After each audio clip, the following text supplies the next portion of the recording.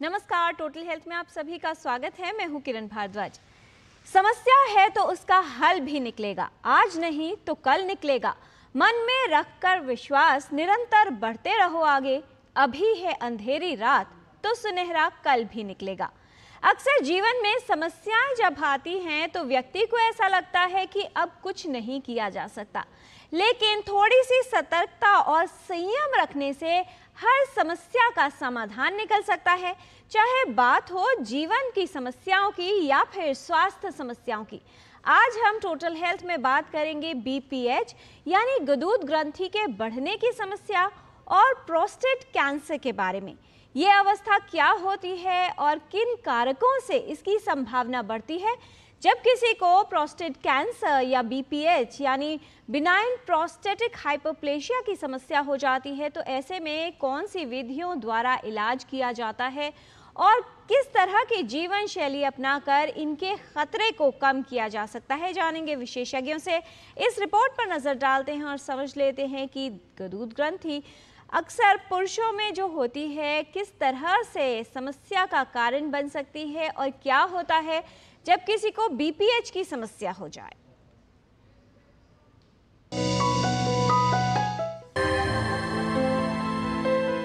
पुरुषों में प्रोस्टेट की समस्याएं आम हैं। प्रोस्टेट यानी गुदूद ग्रंथि पुरुषों के मूत्राशय के नीचे स्थित होती है, जो कई छोटी ग्रंथियों से मिलकर बनती है। गुदूद ग्रंथि यानी प्रोस्टेट, जिसे पौरुष ग्रंथि भी कहा जाता है, ये पुरुषों के प्रजनन तंत्र का अहम भाग होती है। ये एक द्रव का निर्माण करती है जो शुक्राणुओं को सुरक्षित रखने में सहायक होता है। प्रोस्टेट ग्लैंड यानी पौरुष ग्रंथि से जुड़ी कई समस्याएं हो सकती हैं। इस ग्रंथि में सामान्य बैक्टीरियल इन्फेक्शन से लेकर कैंसर जैसे गंभीर रोग हो सकते हैं। उम्र बढ़ने के साथ प्रोस्टेट ग्रंथि का आकार बढ़ने लगता है, जिसे प्रोस्टेट एनलार्जमेंट या बीपीएच यानी बिनाइन प्रोस्टेटिक हाइपरप्लेशिया कहते हैं।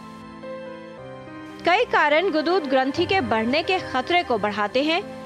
बढ़ती हुई आयु, परिवार में किसी को बीपीएच की समस्या हो, अधिक वजन या मोटापा, हृदय रोग, रक्त संचार संबंधी रोग, मधुमेह, शारीरिक श्रम न करना और स्तंभन दोष, इन सभी से बीपीएच की समस्या का खतरा बढ़ता है।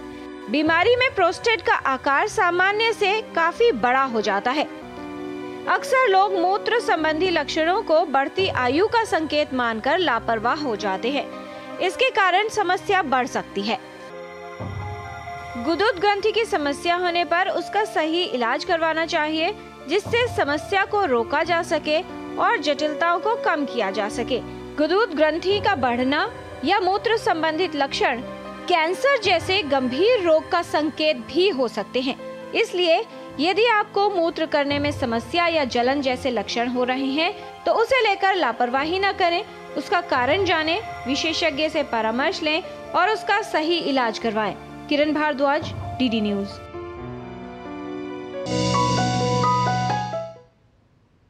जीवन में अक्सर जानकारी का अभाव या फिर लापरवाह होना समस्या को बढ़ाता है, क्योंकि समस्या का समाधान कहीं ना कहीं उसके पास ही छुपा होता है। इसलिए यदि लक्षणों को लेकर सतर्क रहें और अपने स्वास्थ्य को लेकर जागरूक रहें तो बहुत सी स्वास्थ्य समस्याओं के खतरे को भी कम किया जा सकता है और यदि समस्या होने लगी है तो उसकी जल्द पहचान कर सही इलाज भी करवाया जा सकता है। ठीक ऐसा ही होता है गुदूद ग्रंथि की समस्याओं के साथ भी। क्यों होती हैं ये समस्याएं और इलाज के क्या विकल्प हैं, जानेंगे विशेषज्ञों से। इस पर विस्तार से बात करने के लिए हमारे साथ स्टूडियो में उपस्थित है विशेषज्ञों का खास पैनल। उनसे आपका परिचय करा दें। आज के डिस्कशन में शामिल हैं doctor Iqbal Singh, professor and head department of surgery, UCMS and GTB hospital. आज के डिस्कशन में शामिल हैं doctor Anoop Kumar, professor and head department of urology from Safdarjung hospital. And Mumbai से आज के डिस्कशन में हमारे साथ रहेंगे doctor Amit Joshi, professor and head medical oncology, ACTREC, Tata memorial centre. अपने सभी विशेषज्ञों का स्वागत करते हैं। गुदूद ग्रंथि से संबंधित समस्याएं, खास तौर पर गुदूद ग्रंथि का बढ़ना और प्रोस्टेट कैंसर, ये दोनों ही समस्याएं काफ़ी आम हैं और पुरुषों में देखी जाती हैं। इससे विषय से संबंधित कोई सवाल आप चाहते हैं, कोई जानकारी लेना चाहते हैं या फिर कोई समस्या है जिसका समाधान आप चाहते हैं तो हमारे विशेषज्ञों से आप प्रश्न पूछ सकते हैं। 2 नंबर्स हैं जिन पर आप कॉल कर सकते हैं। 011 है दिल्ली का STD कोड जो आपको लगाना है, और नंबर है 2338-7031 एंड 2309-7655।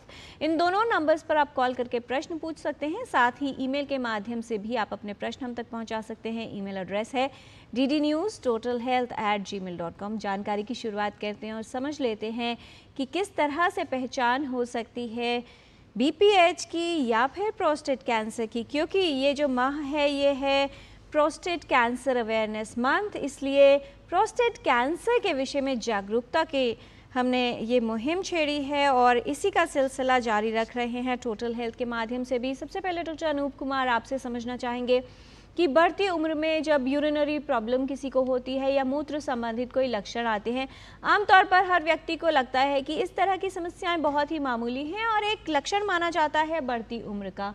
कितनी आम है BPH की समस्या यानी गुदूद ग्रंथि का बढ़ना, और कब इसे एक समस्या के रूप में लिया जाए? देखिए, BPH जो हमें एक बीमारी का नाम है, लेकिन जो प्रोस्टेट ग्रंथि का बढ़ना एक नॉर्मल फिजियोलॉजिकल प्रोसेस है। जैसे हमारी उम्र बढ़ती है, हमारे बाल सफ़ेद होते हैं, हमारी बॉडी वीक होती है, ऐसे ही हमारे प्रोस्टेट का ग्रंथि का साइज़ बढ़ता है। तो प्रोस्टेट का ग्रंथि का साइज़ बढ़ना बीमारी नहीं है। जब प्रोस्टेट बढ़ने से आपको सिम्टम्स आने स्टार्ट हो जाएं, तब हम उसको बीमारी बोलते हैं। तो इसलिए जिन पेशेंट्स को प्रोस्टेट साइज़ बढ़ने के कारण 2 तरह के सिम्टम्स हो सकते हैं। या तो इरिटेशन हो सकता है, इसको irritative LUTS, lower urinary tract symptoms बोलते हैं, या ऑब्स्ट्रक्शन हो सकता है जिसको हम ऑब्स्ट्रक्टिव LUTS बोलते हैं। ऑब्स्ट्रक्शन में सबसे पहला जो सिम्टम आता है बिनाइन प्रोस्टेटिक हाइपरप्लेजिया का, वो होता है नॉक्स्चूरिया। रात में पेशेंट को बार बार यूरिन करने के लिए उठना पड़ता है। अगर एक बार से ज़्यादा आपको उठना पड़ रहा है और अदर रीजन्स आपने रूल आउट कर दिए हैं, तो ये प्रोस्टेट की पहला सिम्टम आपको हो सकता है। इसके अलावा पेशाब का बार बार जाने का फीलिंग आना, आप पेशाब करने जाते हैं, कई बार जाने से पहले ही निकल जाता है, तो ये तो हो गए आपके इरिटेटिव वाले सिम्टम्स। और ऑब्स्ट्रक्शन वाले सिम्टम्स होते हैं पेशेंट को जब यूरिन करने जाते हैं तो तुरंत पेशाब स्टार्ट नहीं होता, शुरू में उसको टाइम लगता है स्टार्ट होने में। उसके बाद जो फोर्स आता है वो वीक हो जाता है। पहले जो फोर्स बहुत दूर तक जाता था स्ट्रीम, वो अब बहुत पास कर जाता है। यूरिन करने के बाद कुछ कुछ ड्रॉप्स उसको निकलने शुरू हो जाते हैं, जो कि रेजुल यूरिन की वजह से होते हैं, और ऐसा लगता है कि यूरिन करने के बाद पूरा यूरिन खाली नहीं हुआ। तो ये जो सिम्टम्स हैं ये आपको इशारा करते हैं कि आपको प्रोस्टेट बिनाइन प्रोस्टेटिक हाइपरप्लेजिया हो सकता है। जी, ये लक्षण इस ओर इशारा करते हैं कि शायद आपको गुदूद ग्रंथि के बढ़ने की समस्या हो सकती है। डॉक्टर इकबाल सिंह, जब किसी भी व्यक्ति को ये लक्षणों की शुरुआत होती है, आमतौर पर जो जागरूकता का स्तर आप देखते हैं, कब एक व्यक्ति इस तरह के लक्षण लेकर आपके पास आता है, और क्या वाकई लोगों में इस तरह की जानकारी और सतर्कता आप देख रहे हैं कि जैसे ही लक्षण शुरू हुए तभी विशेषज्ञ के पास जाया जाए? जी, तो ये गदूद की जो प्रॉब्लम, जैसे डॉक्टर अनूप ने बताया, जो इन्होंने लक्षण बताए जिसको इरिटेटिव और ऑब्स्ट्रक्टिव सिम्टम्स में इन्होंने डिवाइड करा, LUTS, ये समस्याएं 40 से लेके 45 साल की उम्र में हर पुरुष में कुछ मात्रा में पाई जाती है। और क्या इसका कारण प्रोस्टेट ग्रंथि के बढ़ने के अलावा कुछ और भी हो सकता है? हाँ, इसका कारण ये भी हो सकता है कि पेशाब में नॉर्मल फंक्शन, जैसे इन्फेक्शन होना पेशाब में, या पेशाब में कोई मसाने में, पेशाब के ब्लैडर के अंदर कोई पथरी होना, या ब्लैडर का ही अपना कैंसर भी होना, कुछ सिम्टम्स छिपे पाए सकते हैं। तो इसलिए ये सिम्टम्स मास्क भी हो जाते हैं कि चाहे कैंसर है कि प्रोस्टेट की बीमारी शुरू हो रही है, खासकर जिनमें फैमिली हिस्ट्री है इस बीमारी की। पर जिन मरीजों में डायबिटीज़ है, जिनमें वेट ज़्यादा है, और ब्लड प्रेशर, जिसे हम लाइफस्टाइल वाली प्रॉब्लम्स बोलते हैं रिलेटेड टू, ये रिलेटिवली यंगर एज में भी कभी कभी सिम्टम्स अपीयर कर जाते हैं। जैसे 40-45 के टाइम में पेशाब बार बार आना, जैसे डॉक्टर अनूप ने बताया, पेशाब का अचानक टॉयलेट पहुंचने से पहले लीक कर जाना, और पेशाब में इन्फेक्शन होना बार बार, तो ये कुछ लक्षण है जो अलर्ट करते हैं कि सिम्टम्स शुरू हो रहे हैं इनको गदूद के। जी, डॉक्टर अमित जोशी हमारे साथ मुंबई से जुड़े हुए हैं। डॉक्टर अमित जोशी, जब बात आती है BPH की, और अगर बात करते हैं कैंसर प्रोस्टेट की, क्योंकि एक ही ग्रंथि से जुड़ी 2 समस्याएं हैं, BPH जिसे बहुत गंभीर समस्या नहीं माना जाता, लेकिन जब कैंसर प्रोस्टेट की बात करते हैं, क्या उसके लक्षणों की शुरुआत या आरंभ भी इसी तरह से होता है, या मिलते जुलते लक्षण आ सकते हैं व्यक्ति को? जी हाँ, अगर शुरुआती दौर में जब कैंसर आता है तो सिम्टम इससे मिले जुले हो सकते हैं। कई बार इसी कारण पेशेंट जो है वो अपने प्राइमरी हेल्थ केयर डॉक्टर के पास जाने से थोड़ा कतराता है, और जैसा आपने पहले बोला कि वो एज रिलेटेड समस्या समझ के वो आजू बाजू के किसी कोई क्वैक्स या उनसे कुछ ट्रीटमेंट ले लेता है, और तब तक बीमारी और बढ़ती रहती है। सो अभी भी अपनी कंट्री में जो प्रोस्टेट कैंसर के मरीज जो बढ़ी हुई अवस्था में अपने पास आते हैं, हम लोगों के पास आते हैं, उनका नंबर करीब 60-70% तक पहुंचता है। वो फिर जो उनके सिम्टम की वो उनको बैकएक हो रहा है, बैकएक के मतलब पीछे पीठ में दर्द हो रहा है या किसी हड्डी में दर्द हो रहा है, उसके जब वर्कअप चलता है, उसका कारण पता करने की कोशिश की जाती है, उस समय फिर पता चलता है कि इसकी शुरुआत तो प्रोस्टेट ग्लैंड से है या गदूद ग्रंथ से है। और फिर जब उनसे पूछा जाता है तो वो बोलते हैं कि हाँ, हमारा सिम्टम 3-4 साल से बने थे, हमने आजू बाजू कुछ ट्रीटमेंट लिया, एंड बाय द टाइम तब तक वो बीमारी पहुंचे। सो जो इसके लिए सही तरीके पे बोला जाए कि नहीं, अगर कोई सिम्टम आ रहे हैं, लक्षण आ रहे हैं, सो आपको जनरली एक विशेषज्ञ के पास जाके इसका निवारण करना है। अगर वो बोलते हैं सिम्टम के बाद पीएसए का टेस्ट करना है तो पीएसए का टेस्ट कराना है, और अगर उसमें सिम्टम दिख रहे हैं कि वो कैंसर जैसा हो सकता है तो फिर आगे टेस्ट में बायोप्सी और स्कैन वगैरह भी शामिल है। बट सबसे पहला जो मेन मैसेज है कि नहीं, आपको कोई सिम्टम है पेशाब के रास्ते से रिलेटेड, वो कुछ भी हो सकते हैं, जरूरी नहीं कि हर बार वो कैंसर ही हो। सो अपने एमबीबीएस डॉक्टर या एमएस डॉक्टर के पास जाना सबसे पहला सिम्टम है, उसको छुपाना नहीं है, और आजू बाजू की किसी फार्मेसी से या क्वैक से कोई ट्रीटमेंट नहीं लेना है। जी, बेहद महत्वपूर्ण संदेश कार्यक्रम के शुरुआत में ही आ गया है कि अगर समस्या है तो विशेषज्ञ के पास जाएं, वो ही ये तय करेंगे कि समस्या क्या है और इसका निवारण यानी इलाज किस तरह से किया जाएगा। डॉक्टर इकबाल सिंह, जब इस तरह के लक्षण लेकर कोई भी व्यक्ति आपके पास आता है, एक विशेषज्ञ के पास आता है, किस तरह से निर्धारित किया जाता है कौन सी जांच से कि गदूद ग्रंथि के बढ़ने की ही समस्या है, और कब ये सुनिश्चित हो जाता है कि शायद इसके लिए कैंसर या दूसरी समस्याओं की जांच की भी आवश्यकता होगी? तो जी, डॉक्टर के पास जब ये मरीज ये सिम्टम्स लेके प्रेजेंट करते हैं, हम बताते हैं, तो इनके पहले सिम्टम्स डॉक्टर साहब पूछते हैं, जिसको हम हिस्ट्री बोलते हैं, और इवेल्युएशन करते हैं कि इरिटेटिव या ऑब्स्ट्रक्टिव सिम्टम्स है।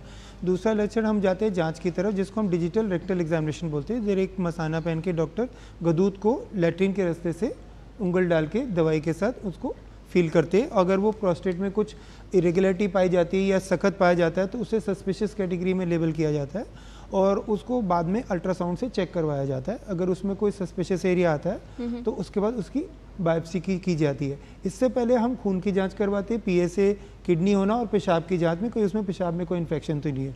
तो नॉर्मल मरीज में हम नॉर्मली डिजिटल रेक्टल एग्जामिनेशन और बेसिक यूरिन एग्जामिनेशन और एक अल्ट्रासाउंड असेसमेंट, जो ब्लैडर के खाली होने के बाद और फुल करने के बाद डॉक्टर 2 बार करते हैं, देखिए ब्लैडर पूरा खाली हो रहा है कि नहीं, फंक्शन पूरा आ रहा है कि नहीं, ब्लैडर वॉल में और कोई थिकनिंग तो नहीं है, कोई समस्या, कोई रसोली या कोई गदूद के साथ बढ़ा हुआ अंदर की तरफ प्रोस्टेट के अंदर कोई साथ में पथरी या इन्फेक्शन तो नहीं है। जी, एक बार ये सुनिश्चित हो जाए कि जो समस्या है वो गदूद ग्रंथि का बढ़ना ही है यानी बीपीएच है, उसके बाद डॉक्टर अनूप कामार, किस तरह के हमारे पास इलाज के विकल्प हैं और क्या सभी मामलों में सर्जरी करने की आवश्यकता होती है?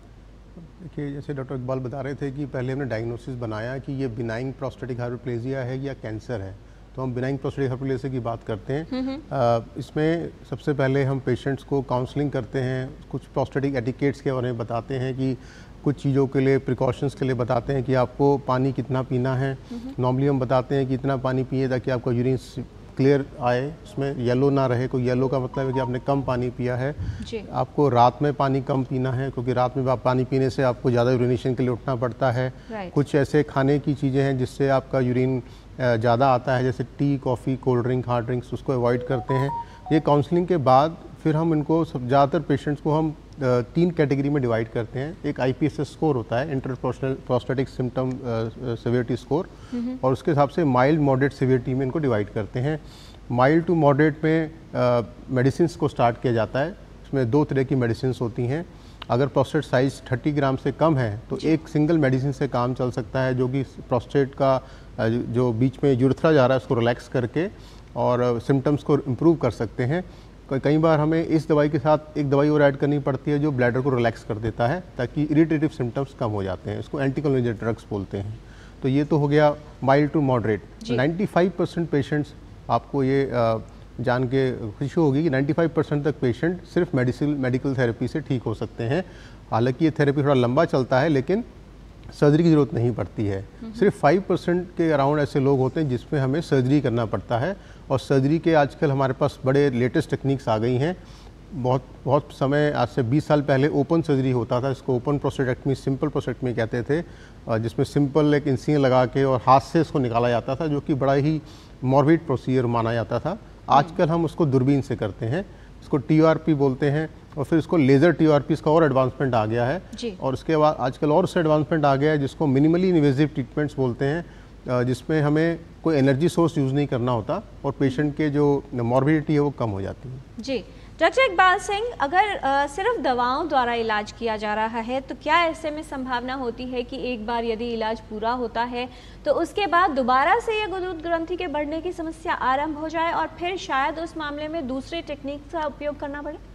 हाँ जी, आपने बिल्कुल ठीक बताया। कुछ सिम्टम्स जो होते हैं रेकर भी कर जाते हैं, पर दवाइयाँ से, जैसे डॉक्टर अनूप ने बताया, 80-90% पेशेंट कंट्रोल हो जाते हैं। कुछ सिम्टम्स होते हैं जैसे कि ब्लैडर की वॉल की थिकनिंग हो गई है, ब्लैडर कंट्रैक्ट नहीं कर रहा प्रॉपर्ली, या बार बार थोड़ा सा ही पेशाब आता है, ब्लैडर एकदम कंट्रैक्ट करता है, पेशाब उसमें 50 ml या 100 ml भी होगा और पेशेंट एकदम टॉयलेट भाग रहा है, जिसको हम अर्जेंसी बोलते हैं, और पहुंचने से पहले लीक कर जाता है। तो ये एक्सट्रीम इरिटेटिव सिम्टम्स होता है। और ब्लैडर की वॉल जब थिक हो जाती है तो आप समझिए जैसे कि एक मशीन का पानी का पंप है और उसमें रुकावट आ रही है, तो पहले मशीन के ऊपर बैक प्रेशर पड़ता है। अगर वो रुकावट ना हटे तो प्रेशर पड़ने से, बैक प्रेशर से ब्लैडर की वॉल थिकनिंग भी हो जाती है, वो थोड़ा इनसेंसिटिव हो जाता है और इरेटिकली कंट्रैक्ट करता है, तो पेशाब इससे लीक कर जाता है और कुछ सिम्टम्स ये रेकर जाए। पर ये दवाइयों से काफ़ी हद तक कंट्रोल किया जा सकता है कुछ इरिटेटिव सिम्टम्स। जी जाहिर तौर पर अगर BPH की समस्या है तो उसका इलाज करवाया जाना चाहिए। विशेषज्ञ ही ये तय करेंगे कि दवाओं द्वारा इलाज किया जाएगा या फिर दूसरी विधियों का उपयोग उसमें किया जाएगा या नहीं।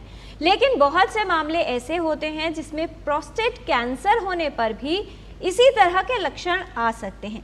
प्रोस्टेट कैंसर की समस्या क्या है और किस तरह से प्रभावित कर सकती है व्यक्ति को, आइए देख लेते हैं इस रिपोर्ट में।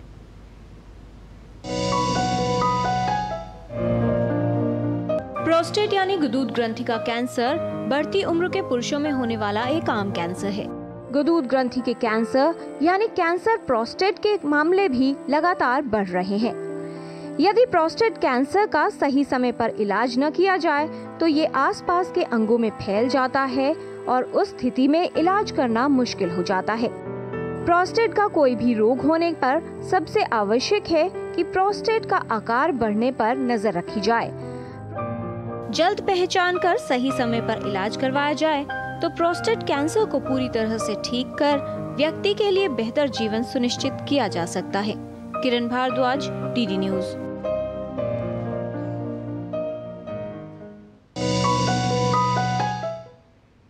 प्रोस्टेट ग्रंथि में कैंसर होने पर भी इलाज के कई तरह के विकल्प उपलब्ध हैं।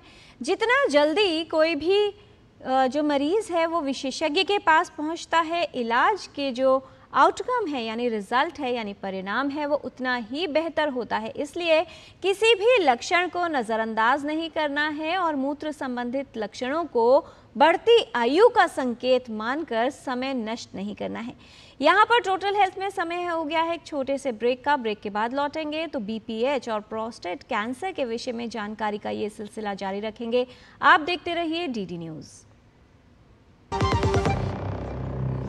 बढ़िया है, क्यों है? प्राकृतिक हल्दी, मिर्ची, धनिया नहीं, मिर्ची, धनिया, हल्दी, MDH।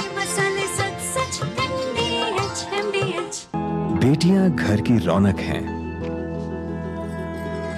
बेटियां घर संवारती हैं। बेटियां पीढ़ियां सजाती हैं। बेटियां घर की बुनियाद कहलाती हैं। बेटियों को सलाम करता है मोंगिया स्टील, स्टील का बादशाह। सुरक्षा की गारंटी हर चीज में जरूरी है, चाहे वो मुश्किल स्टंट हो या अच्छी फसल। इसीलिए ले आइए IIL के ट्रैक्टर ब्रांड का शिनबा, जो देता है सुंडी और ट्रिप से सुरक्षा की गारंटी। छोटे किसानों की शक्ति, कोऑपरेटिव की शक्ति और भारतीय नस्ले पशुओं की शक्ति मिलकर एक अलग ही ताकत बनती है। इस ताकत को बढ़ाने और डेयरी के विकास में जुड़े पशुपालकों, तकनीशियनों व डेयरी सहकारी समितियों को प्रोत्साहित करने के उद्देश्य से पशुपालन एवं डेयरी विभाग दे रहा है राष्ट्रीय गोपाल रत्न पुरस्कार जिसमें इस बार से पूर्वोत्तर क्षेत्र को भी शामिल किया जा रहा है। आवेदन के लिए awards.gov.in पर जाएं या अपने नजदीकी कॉमन सर्विस सेंटर, पशु चिकित्सालय या पशुपालन और डेयरी विभाग से संपर्क करें। आवेदन 30 सितंबर 2024 तक। Why go elsewhere when you can save up to ₹8,000 on your car insurance on Policy Bazaar? Can't believe it? You explain. जब पॉलिसी बाजार पर कार इंश्योरेंस पे 8,000 रुपए तक बचा सकते हैं तो कहीं और क्यों जाना है? पॉलिसी बाजार से कंपेयर करके कार इंश्योरेंस खरीदो और 8,000 रुपए तक बचाओ। बात जब पीढ़ियों के लिए बनने वाले घर की हो तो जिम्मेदारी बड़ी हो जाती है। गैलेंट समझता है ये जिम्मेदारी। अब डबल एम रिब्स के साथ गैलेंट एडवांस TMT रीबार, निर्माण का रियल हीरो। ब्रेक के बाद टोटल हेल्थ में आपका स्वागत है। BPH यानी गुदूद ग्रंथि का बढ़ना और कैंसर प्रोस्टेट के बारे में आज हम टोटल हेल्थ में बात कर रहे हैं। जानकारी को आगे बढ़ाते हैं। डॉक्टर अमित जोशी, आपसे जानना चाहेंगे कि भारतीय जनसंख्या या भारतीय पुरुषों के परिप्रेक्ष्य में बात की जाए तो कितना परसेंटेज माना जाए या कितनी आम और बड़ी समस्या है कैंसर प्रोस्टेट की, और देर से इन मामलों का सामने आना आप लोगों के लिए, विशेषज्ञों के लिए कितना चुनौतीपूर्ण रहता है? देखिए, समय के साथ जो इसका इंसिडेंस है या जो नंबर ऑफ प्रोस्टेट कैंसर है, धीरे धीरे वो ग्रेजुअली बढ़ रहा है। तो अगर हम करंट मतलब इस समय के डेटा की बात करें तो करीब पुरुषों में ये तीसरे नंबर पर पहुंच रहा है प्रोस्टेट कैंसर। अगर हम पुरुषों में होने वाले कैंसर का नंबर देखें और अगर हम डेटा वाइज देखें तो करीब ओवरऑल पॉपुलेशन करीब 125 नॉर्मल पॉपुलेशन में 1% को लाइफ टाइम रिस्क हो रहा है।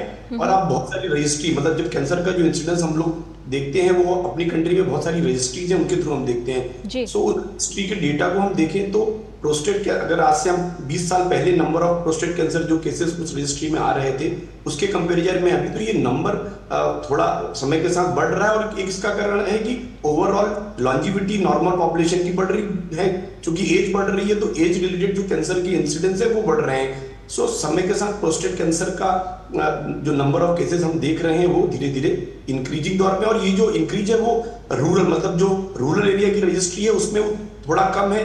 जो अर्बन मतलब जो शहरी इलाकों में जो प्रोस्टेट कैंसर का इंसिडेंस हम जो देख रहे हैं प्रोस्टेट कैंसर का, वो डेफिनेटली बढ़ रहा है। So may be life style factor, age बढ़ना, तो ये एक कारण है जो कि समय के साथ इसके नंबर डबल, मतलब 2040 में जो एक्सपेक्टेड है, हम आज जो प्रोस्टेट कैंसर देख रहे हैं 2024 में ये डबल नंबर होने के चांसेस हैं। तो समय एक इम्पॉर्टेंट प्रॉब्लम हो सकती है हेल्थ केयर सिस्टम के लिए। जी डॉक्टर अनूप कुमार, बड़ी समस्या आपको लगती है? क्योंकि नंबर्स की अगर बात की जाए, एजिंग पॉपुलेशन है और आने वाले 10 से 15 वर्षों में एक बड़ा भाग हमारी जनसंख्या का होगा जो इस बढ़ती आयु का जो रेंज है उसमें आएगा।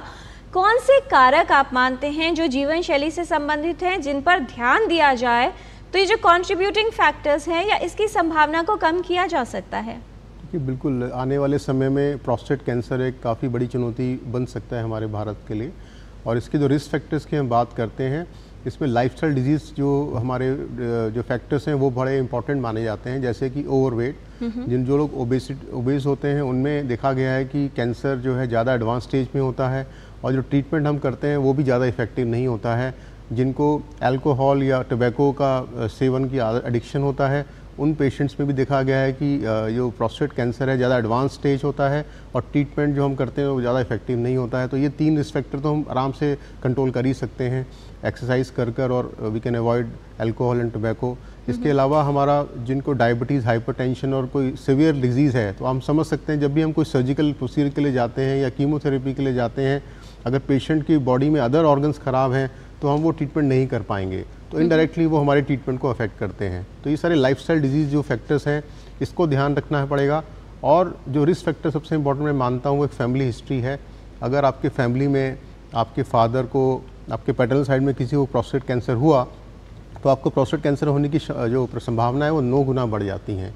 क्या डॉक्टर अनूप इसका जो संबंध है कहीं ना कहीं, क्योंकि आपने फैमिली और जीन्स का जिक्र किया है, फैमिलियल कैंसर्स, जैसे मान लीजिए किसी की फैमिली में महिलाओं को ओवेरियन कैंसर है या ब्रेस्ट कैंसर रहा हो, उसके साथ भी क्या इसका कोई कोरिलेशन रहता है? बिल्कुल, आपने बहुत अच्छा क्वेश्चन पूछा। ये देखा गया है फैमिलियल सिंड्रोम्स होते हैं। अगर आपके फैमिली में ब्रेस्ट कैंसर है, ओवेरियन कैंसर हुआ है, कोलोनिक कैंसर हुआ है, उसके साथ में प्रोस्टेट कैंसर्स के होने की संभावनाएं बढ़ जाती हैं, क्योंकि इनको हम ऑन्कोजीन्स बोलते हैं। जो प्रोस्टेट की जीन्स होती हैं ऑन्कोजीन्स, उसमें और जो ट्यूमर सप्रेसर जीन्स, जब इसका बैलेंस ख़त्म हो जाता है तब ऑन्कोजीन्स डोमिनेंट हो जाती हैं। तो अगर आपकी फैमिली हिस्ट्री रही है कैंसर्स की, तो आपको प्रोस्टेट कैंसर होने की चांसेस बढ़ जाते हैं। तो इसलिए अगर आपकी फैमिली में किसी को भी कैंसर्स हुए हैं तो बेटर है कि एक बार आप अपनी स्क्रीनिंग करा लीजिए, ये फैमिलियल सिंड्रोम्स का पार्ट हो सकता है। जी डॉक्टर इकबाल सिंह, एक बार ये तय पाया गया कि व्यक्ति को प्रोस्टेट ग्रंथि का कैंसर है, अब सर्जरी पहले की जाए या किसी दूसरी विधि का प्रयोग किया जाएगा, किस आधार पर यह तय किया जाता है? क्या इसमें भी दूसरे कैंसर्स की तरह स्टेजिंग की जाती है? जी आपने बिल्कुल दुरुस्त फरमाया। जो सबसे पहले जो चीज़ डॉक्टर देखता है कि ये कैंसर का पहले डायग्नोसिस इस्टेब्लिश करता है, और इसका जो स्टैंडर्ड ऑफ केयर है वो है प्रोस्टेट बायोप्सी, जिसको ट्रांसरेक्टल अल्ट्रासाउंड गाइडेड और ट्रेडिशनल है कि 12 कोर्स करे जाए, पर कई सेंटर्स में जहाँ सुविधा उपलब्ध नहीं है वहाँ 6 कोर्स से भी करते हैं। तो इससे हमें अंदाज़ा हो जाता है कि प्रोस्टेट की जो बीमारी है वो प्रोस्टेट लोब के अंदर है, प्रोस्टेट लोब के बाहर तो नहीं गई, और क्या दोनों गदूत इन्वॉल्व है, जिसको हम एक किस्म का स्टेजिंग में भी हेल्प करते हैं। पर अल्टीमेट स्टेजिंग जो होती है प्रोस्टेट कैंसर की, जब बायोप्सी में पॉजिटिव आता है, कितना परसेंटेज कोर पॉजिटिव है, वो पैथोलॉजिस्ट की डिटेल रिपोर्ट पे डिपेंड करता है। तो जब वो रिपोर्ट आ जाती है, जिसे हम बोलते हैं कि well differentiated prostate cancer Gleason score में, जिसका एक तरीका होता है कि कैंसर कितना खतरनाक है, कितनी तेजी से इसकी क्षमता है बढ़ने की और फैलने की, खासकर हड्डियों में और लिम्फ नोड्स में इसका फैलने का जो इसका प्रेडिलेक्शन होता है फैलने का। तो उस एंगल को एवेल्युएट करने के लिए उसके लिए MRI करवाया जाता है, और ये ज़्यादातर अगर PSA हाई पाया जाता है और बायोप्सी करने से पहले पॉसिबिलिटी हाई है कैंसर निकलने की, तो डॉक्टर कई बार पहले MRI करा लेते हैं और फिर बायोप्सी कराते हैं, ताकि उनको अंतर वेट ना करना पड़े, जो 6 हफ्ते का गैप कई बार देते हैं सर्जरी के बीच में। अब अगर गदूत के अंदर कैंसर लोकलाइज है, गदूत के अंदर ही पड़ा हुआ है और फैला नहीं है, जिसको हम स्टेज 1 ही बोलते हैं या A भी बोलते हैं, और वो कैंसर एक या दोनों गदूत में है, तो उसका ऑपरेशन से ही इलाज कराना सही माना जाता है, जिससे कि हम कहते हैं पॉसिबिलिटी ऑफ क्योर बहुत हाई होती है, जिसको लोकलाइज प्रोस्टेट कैंसर बोला जाता है। अगर ये गदूत के बाहर फैल गया है तो इसमें सर्जरी का क्योर का रोल बहुत लिमिटेड रह जाता है, और इसमें दवाइयों का एंड्रोजन एब्लेशन, हार्मोन का मैनिपुलेशन करना और कुछ और किस्म की दवाइयाँ का इलाज डॉक्टर ऑन्कोलॉजिस्ट से या यूरोलॉजिस्ट से संपर्क करके इसको आगे चलाया जाता है। जी, तो कैंसर होने पर जब प्रोस्टेट कैंसर है तो इलाज के कई विकल्प उपलब्ध हैं, और किस तरह से इलाज किया जाएगा ये कैंसर की स्टेजिंग पर निर्भर करता है कि कौन सी अवस्था में जो रोगी है वो विशेषज्ञ के पास पहुंचता है। इलाज के क्या विकल्प हैं और कैसे साइड इफ़ेक्ट्स को कम किया जा सकता है, ये भी जानेंगे विशेषज्ञों से एक छोटे से ब्रेक के बाद। आप कहीं मत जाएगा, देखते रहिए टोटल हेल्थ।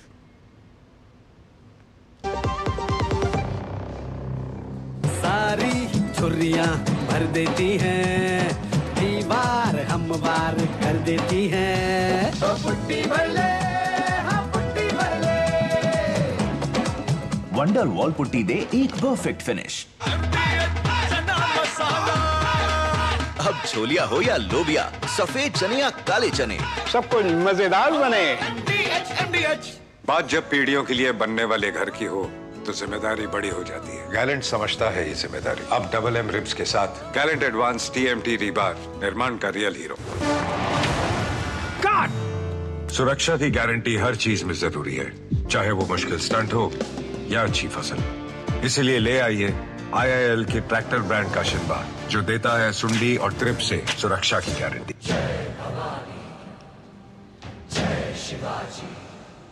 शिवबाही यहाँ के रगों में बहे,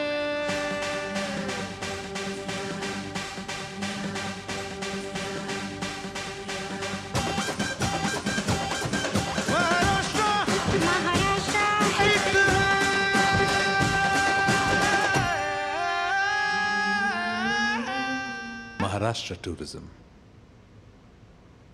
मुथूट फाइनेंस, इंडिया का number 1 most trusted financial services brand. तो गोल्ड लोन के लिए कॉल करें 1-800-313-1212।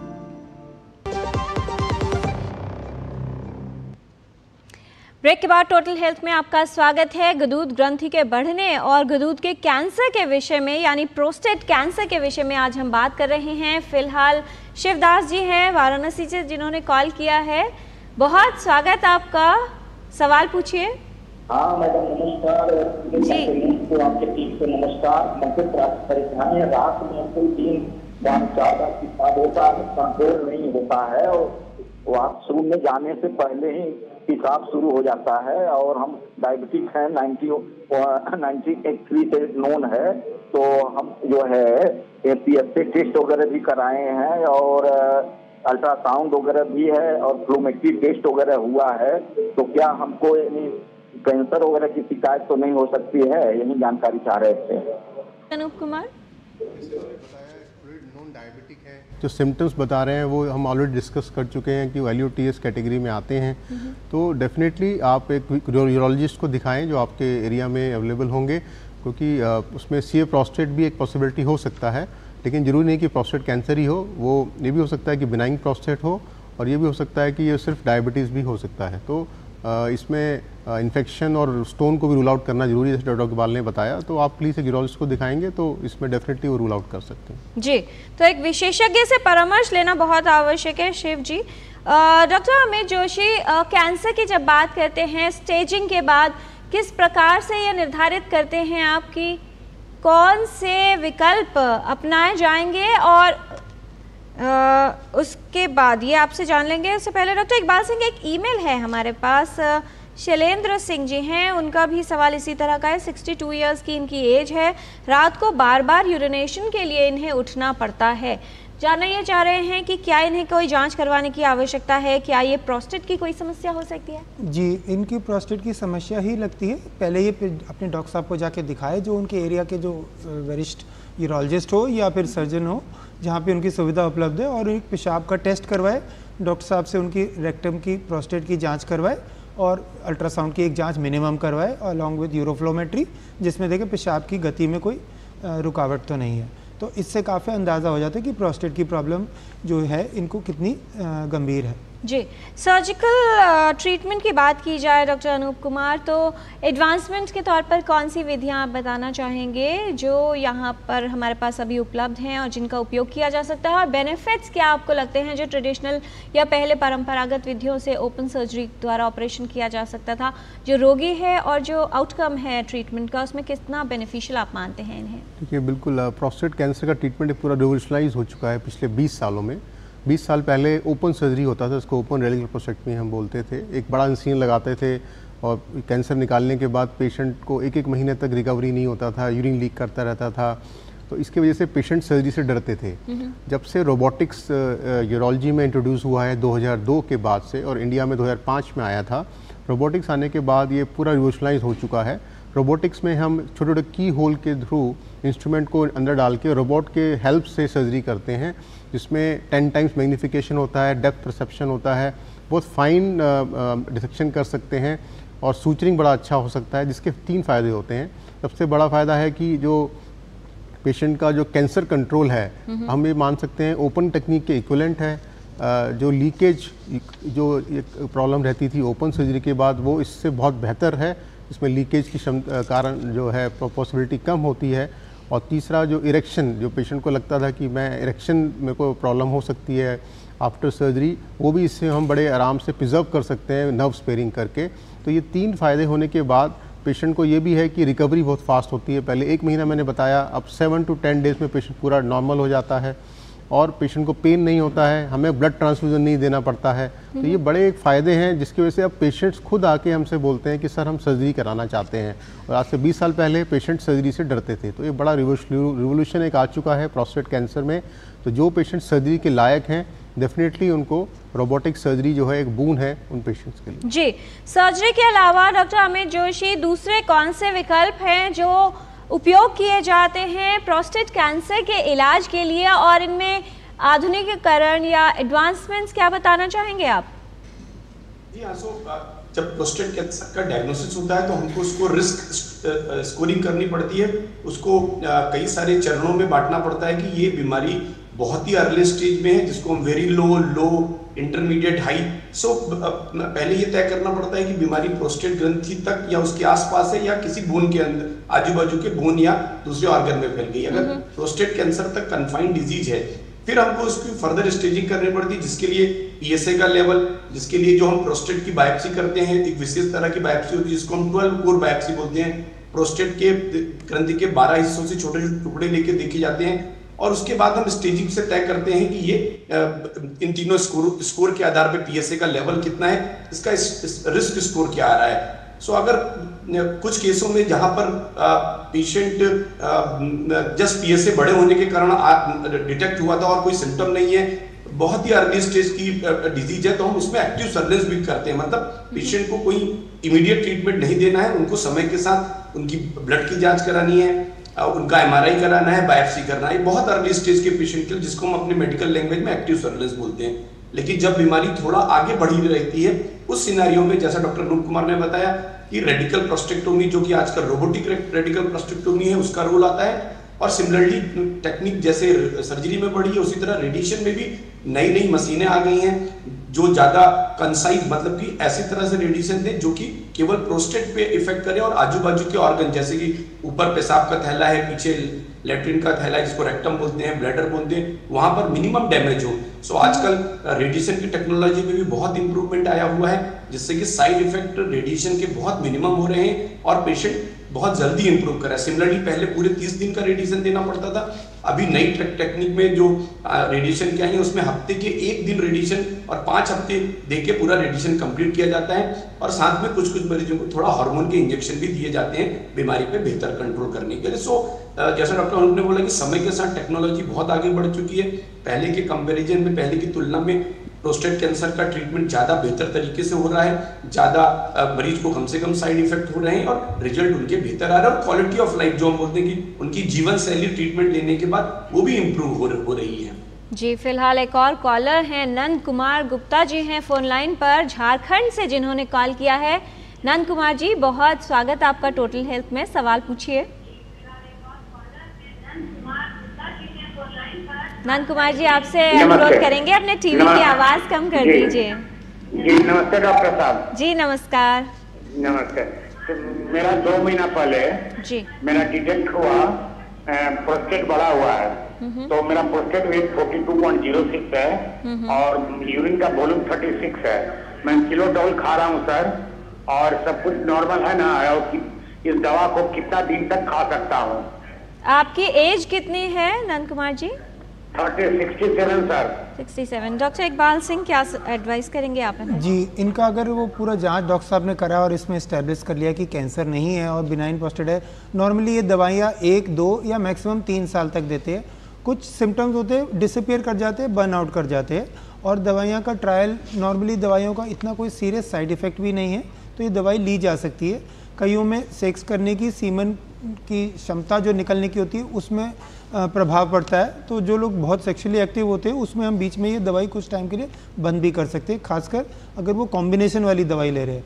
टेम्सिलोसिन वाली दवाई जो नॉर्मली दी जाती है विशेषज्ञ के कंसल्ट करने पे, वो दवाई नॉर्मली साल, 2 साल, 3 साल, पर ऐसा कोई फिक्स पीरियड नहीं है, इसे मरीज लाइफ लॉन्ग भी ले सकता है। पर हमारे तजुर्बे में ये देखा गया कि तीसरे साल तक काफ़ियों के सिम्टम्स 30% तक मरीजों में गायब ही हो जाते हैं और ये सुधर ही जाते हैं। जी, लेकिन फिर भी नियमित रूप से विशेषज्ञ से संपर्क में रहना आवश्यक है। इसका आगे इलाज जी, एक ईमेल हमारे पास आया है, काफ़ी सारे ईमेल्स हैं डॉक्टर अनूप कुमार। एक ईमेल है, राजेंद्र जी हैं उदयपुर से, वो ये जानना चाह रहे हैं, 68 ईयर्स की इनकी एज है और सवाल इनका यह है कि प्रोस्टेट के लिए जो जांच शुरू होनी चाहिए वो अमूमन कौन सी एज से जांच करवाना शुरू करना चाहिए, और यदि कोई हाई रिस्क ग्रुप में आता है तो कौन सी जांच है जिससे ये तय किया जा सकता है या सुनिश्चित होगा कि किसी समस्या की शुरुआत तो नहीं हो रही है? बिल्कुल, देखिए नॉर्मली जो मेल्स हम बोलते हैं 50 ईयर्स के बाद एनुअल चेकअप, हम जो स्क्रीनिंग बोलते हैं कि आपको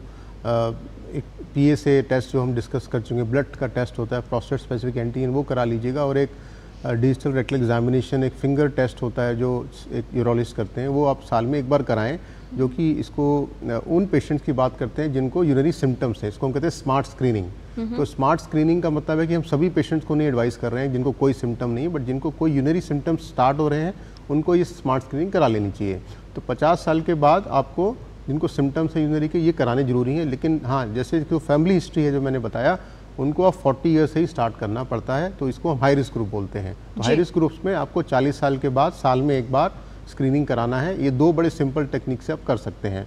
इसके अलावा अगर आपको सिम्टम्स हैं तो डेफिनेटली जो टेस्ट कराने, जो डॉक्टर इकबाल बता चुके हैं, हमने डिस्कस किया, वो आपको सभी यूरोलॉजिस्ट के पास जाके टेस्ट कराने पड़ेंगे। जी डॉक्टर अमित जोशी, हम जिन ट्रीटमेंट्स की बात कर रहे थे, विकल्प कई हैं। मान लीजिए एडवांस स्टेज में कैंसर पहुंच जाता है, यानी गुदूद ग्रंथि तक ही सीमित नहीं रहा है, दूसरे अंगों या भागों में भी फैल गया है, उस केस में लाइन ऑफ ट्रीटमेंट या line of action of treatment क्या रहता है और कितना बदलाव रहता है? पूरी स्ट्रैटेजी में किस तरह से ये सुनिश्चित किया जाता है कि कम से कम जो है वो डैमेज हो और अधिक से अधिक लाभ रोगी को मिल पाए?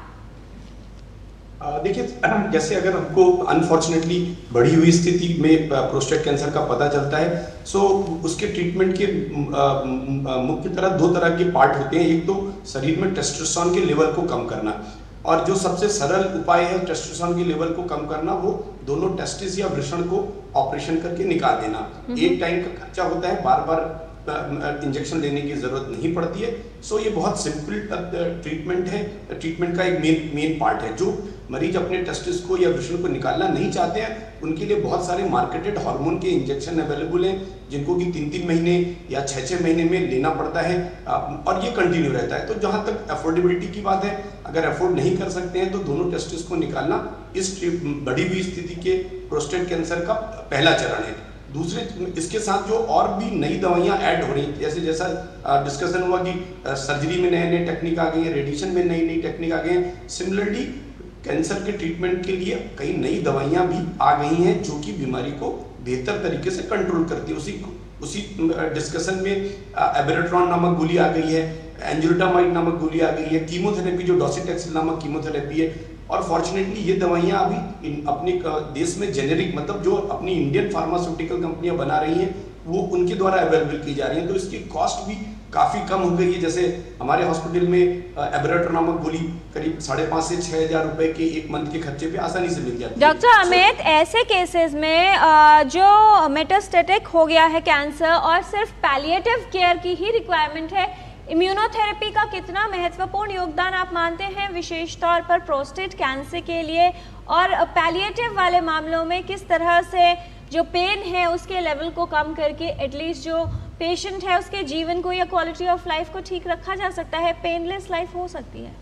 यस, सो दो चीजें इसमें मैं बताना चाहूंगा कि इवन प्रोस्टेट कैंसर अगर बढ़ी हुई स्थिति में भी डायग्नोस होता है और बराबर ट्रीटमेंट किया जाए, सो 50% से ज्यादा मरीज 5 साल से ज्यादा जिंदा रहते हैं बढ़ी हुई स्थिति स्टेज 4 में डायग्नोस होने के बाद, अगर बराबर तरीके से उनका ट्रीटमेंट किया जाए, सारे ट्रीटमेंट के ऑप्शन एक्सप्लेन किए जाए। सो ये तो पहला पार्ट हुआ कि जैसे कई सारे मरीजों में और तरह के कैंसर डायग्नोस हो गए तो लगता है जिंदगी खत्म हो जाएगी, 1 साल ही रहेगी, लेकिन फॉर्चुनेटली प्रोस्टेट कैंसर में ऐसा नहीं है, जिंदगी काफी अच्छी रहती है, क्वालिटी ऑफ लाइफ अच्छी रहती है।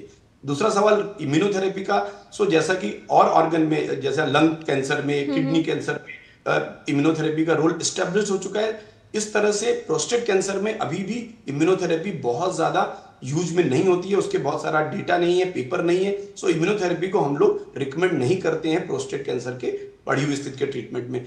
जहां तक पेन का सवाल आपने बोला, तो जब मरीजों का बीमारी बहुत ज्यादा बढ़ जाता है, बेसिकली प्रोस्टेट कैंसर मोनली हड्डियों में जाता है, बोन में जाता है, तो वहां पर पेन कम करने के लिए पैलेटिव रेडिएशन या दर्द को कम करने का रेडिएशन दिया जाता है, और दवाइयां जैसे कि मॉर्फिन की ड्रग, इनका भी यूज करके उनकी क्वालिटी ऑफ लाइफ को अच्छा रखा जा सकता है। और जो उनके सिम्टम है उनको डेफिनेटली इन दवाओं के माध्यम से भी काफी हद तक कंट्रोल किया जा सकता है। जी, टोटल हेल्थ में आज हम बात कर रहे हैं बीपीएच और कैंसर प्रोस्टेट के बारे में। जानकारी का ये सिलसिला जारी रहेगा। एक छोटे से ब्रेक के बाद आप कहीं मत जाइएगा, देखते रहिए डीडी न्यूज। बढ़िया है, प्राकृतिक हल्दी, मिर्ची, धनिया। नहीं, मिर्ची, धनिया, हल्दी, MDH। बात जब पीढ़ियों के लिए बनने वाले घर की हो तो जिम्मेदारी बड़ी हो जाती है। गैलेंट समझता है ये जिम्मेदारी। अब डबल M रिब्स के साथ गैलेंट एडवांस TMT रीबार, निर्माण का रियल हीरो। काट! सुरक्षा की गारंटी हर चीज में जरूरी है, चाहे वो मुश्किल स्टंट हो या अच्छी फसल। इसलिए ले आइए IIL के ट्रैक्टर ब्रांड का शिनबा, जो देता है सुंडी और ट्रिप से सुरक्षा की गारंटी। क्लेम में कोई प्रॉब्लम तो नहीं होगी ना? Don't worry sir, car repair से लेकर क्लेम सेटलमेंट तक पॉलिसी बाजार हमेशा आपके साथ होता है। पॉलिसी बाजार पे कार इंश्योरेंस कंपेयर करके 8,000 रुपए तक बचाओ। बेटियां घर की रौनक हैं। बेटियां घर संवारती हैं। बेटियां पीढ़ियां सजाती हैं। बेटियां घर की बुनियाद कहलाती हैं। बेटियों को सलाम करता है मोंगिया स्टील, स्टील का बादशाह। ब्रेक के बाद टोटल हेल्थ में आपका स्वागत है। गुदूद ग्रंथि का बढ़ना और गुदूद का कैंसर, इस विषय पर हम बात कर रहे हैं। इलाज के क्या विकल्प हैं हमने जान लिए हैं। बहुत सारे ईमेल्स हमारे पास आ गए हैं। डॉक्टर अनूप कुमार, पुष्पा शर्मा हैं, वो ये कह रही हैं कि उनके फादर को गुदूद ग्रंथि के बढ़ने की समस्या है और उनका जो यूरिनरी कंट्रोल है वो बिल्कुल चला गया है। क्या यदि इलाज करवाया जाए तो ये समस्या ठीक हो सकती है? देखिए, डेफिनेटली जैसे हम डिस्कस कर रहे थे, प्रोस्टेट बिनाइन प्रोस्टेटिक हाइपरप्लेजिया में इरिटेटिव सिम्टम्स भी होते हैं ऑब्स्ट्रक्शन सिम्टम्स के अलावा, और जिसमें हम मेडिकल थेरेपी से इसको कंट्रोल करने की कोशिश करते हैं। और जैसे हमने बताया था कि माइल्ड टू मॉडरेट कैटेगरी में मेडिसिन से कंट्रोल कर सकते हैं। तो आप एक विशेषज्ञ को दिखाएं, वो आपको प्रॉपर चेक करने के बाद कि मेडिकल थेरेपी स्टार्ट करेंगे। और कुछ एक पेशेंट्स हैं जिनको मेडिकल थेरेपी काम नहीं करती, तो फिर सर्जरी से आपको निजात मिल सकती है। जी, सर्जरी को लेकर भी एक प्रश्न है डॉक्टर इकबाल सिंह। सुदीप्त हैं, वो ये पूछ रहे हैं कि सर्जरी होने के बाद यदि कैंसर के लिए सर्जरी की जाती है या फिर प्रोस्टेट बढ़ गया है उसके लिए सर्जरी की जाती है, कि दोनों ही मामलों में कितना टाइम लगता है रिकवरी में और कब व्यक्ति जो है अपनी सामान्य दिनचर्या में वापस आ सकता है? और एक सवाल और है, वो भी हम इसके बाद लेंगे। इसके लिए क्या कहना चाहेंगे डॉक्टर इकबाल? जी, तो दो बीमारियां जो बताई डॉक्टर अनूप ने भी, एक प्रोस्टेट की जो ग्रंथि बढ़ने की होती है जिससे सिम्टम्स LUTS बोलते हैं, जिसे हम BPH बोलते हैं, जिसमें कैंसर नहीं है, और एक जिसमें प्रोस्टेट कैंसर पाया जाता है। तो अगर BPH है जो दवाइयों से नहीं कंट्रोल करा जा रहा है और उनके सिम्टम्स जैसे बार बार इन्फेक्शन हो और वो सर्जरी के लिए जाते हैं, तो आजकल जो हम दूरबीन से ऑपरेशन कराते हैं, जो डॉक्टर अनूप ने बताया, लेज़र के इस्तेमाल होने से मरीज को तो पहले दिन 24 घंटे में डिस्चार्ज कर दिया जाता है और पेशाब की नलकी कुछ दिनों बाद मैक्सिमम विदिन 1 वीक निकाल दी जाती है और मरीज अपनी लाइफस्टाइल एक्टिविटी नॉर्मल रिज्यूम कर सकता है विदिन 1 वीक। जो प्रोस्टेट कैंसर का है, जैसे डॉक्टर अनूप ने बताया, जो इसको हम लेप्रोस्कोपिक या रोबोटिक की मदद से दूरबीन से जो करते हैं, उसमें भी मरीज नलकी के साथ तीसरे दिन पे ज़्यादातर डिस्चार्ज किया जा सकता है और हफ्ते से 10 दिन के बीच में नलकी निकाली जाती है। इसमें नॉर्मल फंक्शंस, उसकी सेक्सुअल एक्टिविटी आना, पेशाब का कंट्रोल आना, वो भी काफ़ी हद तक प्रिजर्व हो जाता है। तो मरीज का जो इन्होंने जो सवाल पूछा कि कितनी देर में रिकवर करते हैं, जो बिनाइन प्रोस्टेट का मैं कहूँगा कि विदिन द 1 वीक, और जो कैंसर प्रोस्टेट है वो भी विदिन 1 वीक रिकवर कर जाता है। बट फुल रिकवरी और हीलिंग बॉडी टिश्यूज़ की जो दूरबीन से अंदर से जिसको हम बोलते हैं, उसमें 1 महीना तक लग सकता है, पर इस दौरान में मरीज सारी अपनी नॉर्मल एक्टिविटी रिज्यूम कर सकता है, इंक्लूडिंग सेक्सुअल एक्टिविटी भी रिज्यूम कर सकता है। जी, इसी से संबंधित सवाल है डॉक्टर अनूप कुमार। श्रुति हैं, वो पूछ रही हैं, राहुल के लिए ये प्रश्न है कि क्या अगर किसी का सर्जरी होती है, सर्जरी होने के बाद क्या उसमें इम्पोटेंस की समस्या की संभावना हो सकती है, यानी कितनी सेफ है प्रोस्टेट की कोई भी सर्जरी? देखिए, अगर बिनाइन प्रोस्टेट के लिए हम कोई भी सर्जरी करते हैं, चाहे हम TURP करें या लेज़र TURP करें, उसमें हमारा ब्लैडर नेक जो होता है उसका जो वेल्व होता है वो ख़त्म हो जाता है, क्योंकि वो सर्जरी का पार्ट होता है। तो ब्लैडर नेक इनकॉम्पिटेंस की वजह से जब भी पेशेंट सेक्स करेगा तो उसको रेट्रोग्रेड इजैकुलेशन हो जाता है, यानी वीर्य नहीं आएगा, आगे नहीं आएगा, पीछे चला जाता है। तो पेशेंट को लगता है ड्राई इजैकुलेशन हो गया, कि कोई वीर्य बाहर नहीं आया, तो जिसकी वजह से उसको सेक्स की संबंधित ये प्रॉब्लम रहती है। इसलिए हम नॉर्मली ये कोशिश करते हैं कि जो यंग पेशेंट हैं, सेक्सुअली एक्टिव पेशेंट है, उसमें सर्जरी ना करनी पड़े जब तक कि उसकी इंडिकेशन ना हो। तो ये प्रॉब्लम तो रहेगी अगर सर्जरी आप कराते हैं। लेकिन हाँ, जो मैंने नई टेक्निक्स आजकल बताई थी आपको, जो आई हैं मिनिमली इन्वेजिव टेक्निक्स, जिसमें हम लोग रेज़म है या वाटर एवेपोरेशन टेक्निक्स हैं, यूरोलिफ्ट है, जिसमें ये सिम्टम्स थोड़े कम हो जाते हैं सर्जरी के बाद। जहाँ तक कैंसर का सवाल है, अगर हम nerve sparing robotic radical prostatectomy करते हैं तो हम डेफिनेटली पेशेंट की सेक्स की जो क्षमता है उसको बचा लेते हैं। विदिन 3 to 4 मंथ पेशेंट जो है सेक्सुअली एक्टिव हो सकता है, लेकिन ये चांसेस अराउंड 60-70% रहते हैं। 30-40% में उसको सेक्स की प्रॉब्लम रह सकती है। डॉक्टर अमित जोशी, क्योंकि एक जेनेटिक एलिमेंट भी इसके साथ जुड़ा हुआ है, फैमिली हिस्ट्री से प्रोस्टेट कैंसर की संभावना बढ़ जाती है। आजकल बहुत सारी नई विधियों पर काम हो रहा है, जीनोम सीक्वेंसिंग की बात हो रही है और जीन म्यूटेशन पर भी काम किया जा रहा है। क्या प्रोस्टेट कैंसर की विशेष तौर पर बात की जाए, क्या ऐसी संभावना है या आने वाले समय में देखी जा सकती है जिसमें अगर किसी फैमिली के लोग जो है हाई रिस्क ग्रुप में आते हैं या पूरी फैमिली में ही कैंसर रन कर रहा हो, उनके जीन म्यूटेशन द्वारा इसकी संभावना को कम किया जा सकता है? जहाँ तक सवाल अभी जीन म्यूटेशन थेरेपी का है, अभी साइंस उस दिशा में पहुंच रहा है। तो जो ज़्यादा इम्पोर्टेंट है हमारे लिए समझना कि अगर प्रोस्टेट कैंसर आया हुआ है और वो फैमिली में दिख रहा है, सिमिलरली प्रोस्टेट कैंसर के अलावा ब्रेस्ट कैंसर और ओवेरियन कैंसर, तो जो हम बोलते हैं कि ये ब्राका रिलेटेड, जो आपने अगर कभी नाम सुना हो, तो ये जीन होता है जो कि इस तरह के कैंसर के लिए फैमिलियल तौर पे जिम्मेदार होता है। सो अगर ये फैमिलियल टेंडेंसी दिख रही है प्रोस्टेट कैंसर में, सो हम पेशेंट को ये टेस्टिंग का डिस्कस करते हैं। हम पहले जेनेटिक काउंसलिंग करते हैं, हम स्पेशल काउंसलर होते हैं जो कि इसके टेस्ट के बारे में डिटेल से डिस्कस करते हैं और फिर उसकी टेस्टिंग कराते हैं। अगर वो जीन मिल जाता है पेशेंट में, तब हम और उनकी जो फैमिली है उनको इसके अर्ली डिटेक्ट, जैसा कि डॉक्टर अनूप ने बताया कि 40 ईयर में अगर ब्राका पॉजिटिव आ रहा है तो 40 ईयर में हम फिर पीएसए का टेस्टिंग का एडवाइस करते हैं। सिमिलरली ट्रीटमेंट के लिए भी अभी एक नई थेरेपी आ गई है, जो ब्राका जीन वाले पेशेंट है प्रोस्टेट कैंसर के, उनमें एक नई दवा भी आ गई है जिनको हम दे के, जो मरीज है मतलब जिनका ट्रीटमेंट चल रहा है और ब्राका जीन आ गया है और बड़ी हुई स्थिति की बीमारी है, तो हम ब्राका बेस्ड थेरेपी देके उनकी बीमारी पे और बेहतर कंट्रोल कर सकते हैं। सो इन समरी मैसेज है कि अगर फैमिलियल टेंडेंसी दिख रही है, अपने डॉक्टर से मिले, वो आपको जेनेटिक काउंसलिंग के लिए भेजेगा। जेनेटिक काउंसलिंग करने के बाद आपका ब्लड टेस्ट होगा और डिटेक्ट होगा कि कोई ऐसा जीन तो नहीं है। अगर कोई ऐसा जीन मिल रहा है, फिर आगे के प्रिवेंशन के लिए, ब्रेस्ट कैंसर के लिए, ओवेरियन कैंसर के लिए, प्रोस्टेट कैंसर के लिए क्या क्या करना है नॉर्मल पॉपुलेशन को, फैमिली के, वो आगे से डिटेल पूरी काउंसलिंग की जाती है, कब कब करना है। जी, बिनाइन प्रोस्टेटिक हाइपोप्लेजिया यानी बीपीएच और कैंसर प्रोस्टेट के बारे में जानकारी का ये सिलसिला जारी रहेगा इस छोटे से ब्रेक के बाद। जी, आप देखते रहिए टोटल हेल्थ। आपके घर के खाने में रेस्टोरेंट जैसा स्वाद ले आए MDH का शाही पनीर मसाला। पनीर को क्या मस्त बना डाला।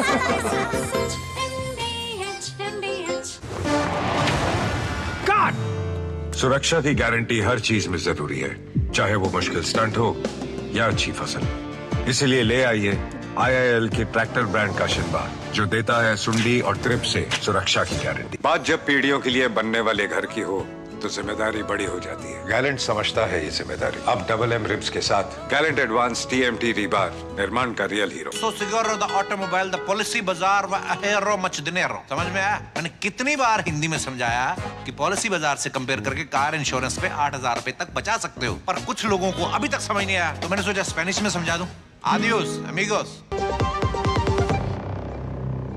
ब्रेक के बाद टोटल हेल्थ में आपका स्वागत है। बीपीएच और कैंसर प्रोस्टेट के विषय में हम बात कर रहे हैं। विशेषज्ञों का खास पैनल हमारे साथ हैं doctor Iqbal Singh, professor and head surgery UCMS NGTB, doctor Anoop Kumar, professor and head urology Safdarjung hospital, and doctor Amit Joshi, professor and head medical oncology ACTREC Tata memorial centre Mumbai से। सभी विशेषज्ञों के साथ कुछ और जानकारी लेते हैं रैपिड फायर क्वेश्चंस राउंड के माध्यम से। छोटे सवाल और बहुत छोटे जवाब। पहला सवाल डॉक्टर इकबाल सिंह आपसे कि बीपीएच यानी गुदूद ग्रंथि का बढ़ना बढ़ती उम्र का एक सामान्य लक्षण है, इसके लिए कुछ भी करने की आवश्यकता नहीं होती। ये कुछ भी करने की आवश्यकता इसलिए है क्योंकि उसमें जांच करनी चाहिए। 80 to 90% मरीज दवाई से कंट्रोल हो जाते हैं। जी, क्या सभी बीपीएच के मामलों में समस्या और लक्षण प्रारंभिक अवस्था में ही आ जाते हैं? डॉक्टर अनूप कुमार। जी, बीपीएच में तो शुरू में आ जाते हैं, लेकिन कैंसर प्रोस्टेट में ये लेट अवस्था में आते हैं। जी, डॉक्टर अमित जोशी, यदि बीपीएच यानी बिनाइन प्रोस्टेटिक हाइपोप्लेजिया गुदूद ग्रंथि के बढ़ने की समस्या का इलाज ना किया जाए तो क्या ये कैंसर में तब्दील हो सकती है? नहीं, ऐसा कोई बहुत इसके बारे में डेटा अवेलेबल नहीं है कि जो बीपीएच के पेशेंट है अगर उनको कुछ नहीं किया जाए तो कैंसर में कन्वर्ट हो जाता है। इसके बारे में कोई एक मत नहीं है। लेकिन बीपीएच के पेशेंट की क्वालिटी ऑफ लाइफ खराब हो जाती है, तो उसका ट्रीटमेंट जरूरी है उनकी अपनी जिंदगी को अच्छा रखने के लिए। राइट। इनमें से क्या बीपीएच का लक्षण हो सकता है डॉक्टर इकबाल सिंह?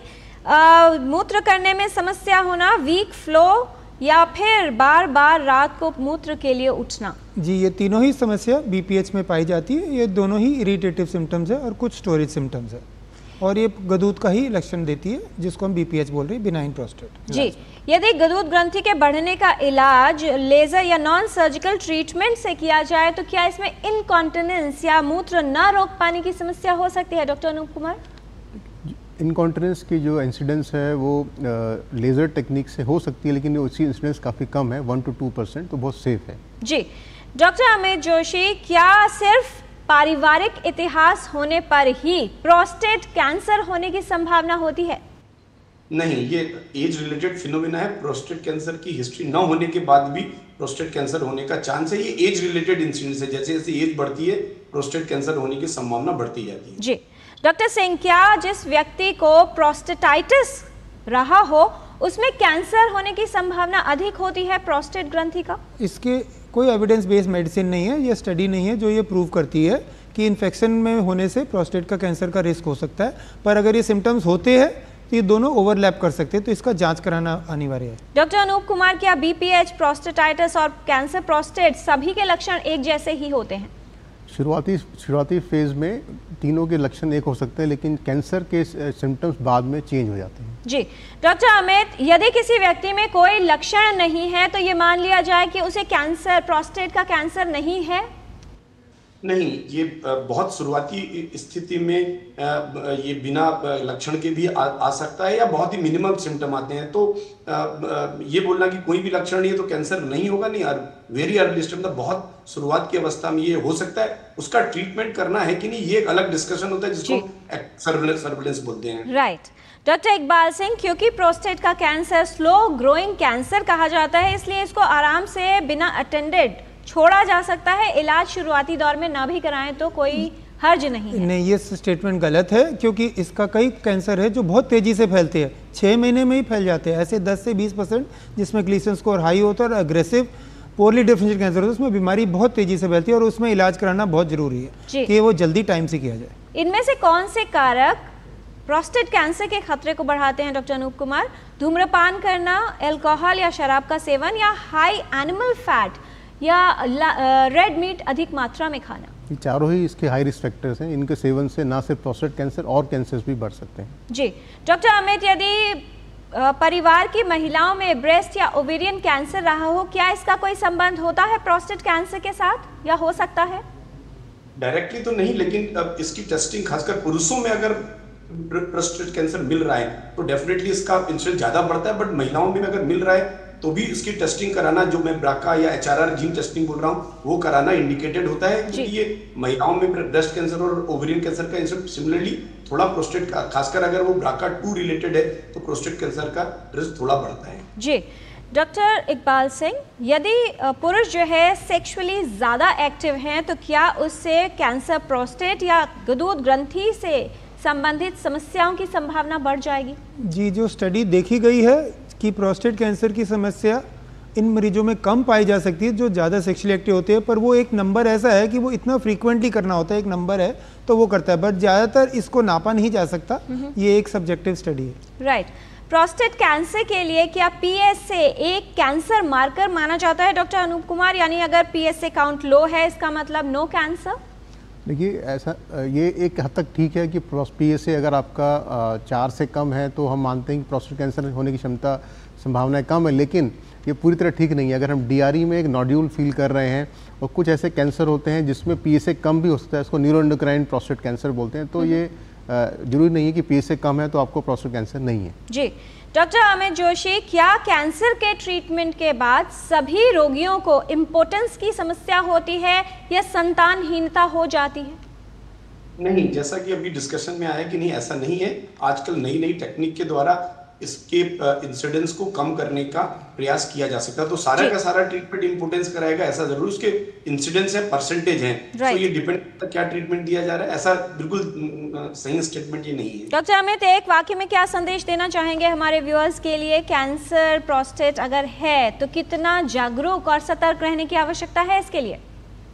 सबसे पहले यही है कि इसकी सही तरह से स्टेजिंग करना और स्टेजिंग के बेस्ड ट्रीटमेंट लेना इस बीमारी को क्योर। और फॉर्चुनेटली प्रोस्टेट कैंसर का अगर पूरा ट्रीटमेंट लिया जाए शुरुआती स्थिति में, सो क्योर रेट काफी ज्यादा 70-80% तक पहुंचता है। राइट।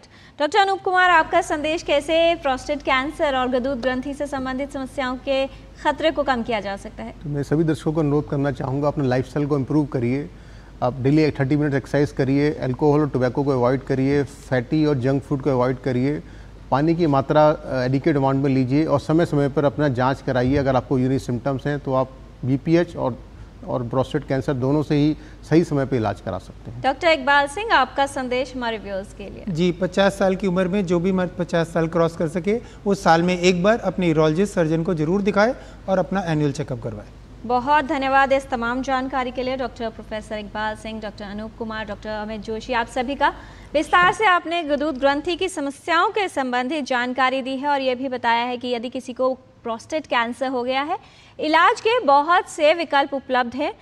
आवश्यक यह है कि किसी भी लक्षण को लेकर लापरवाही न की जाए, सतर्कता रखी जाए और विशेष तौर पर अपनी जीवन शैली आप कैसे रखते हैं उससे ये निर्धारित होता है कि आपको आने वाले समय में समस्याओं या स्वास्थ्य से संबंधित बीमारियों का खतरा कितना होगा या आप उसे कैसे कम करेंगे। तो एक स्वस्थ जीवन शैली अपनाइए, सही और संतुलित आहार, नियमित व्यायाम और प्रसन्न चित्त रहिए, इससे आप टोटल हेल्थ प्राप्त कर सकते हैं। टोटल हेल्थ के आज के कार्यक्रम में इतना ही। हमारी पूरी टीम को दीजिए अनुमति। नमस्कार।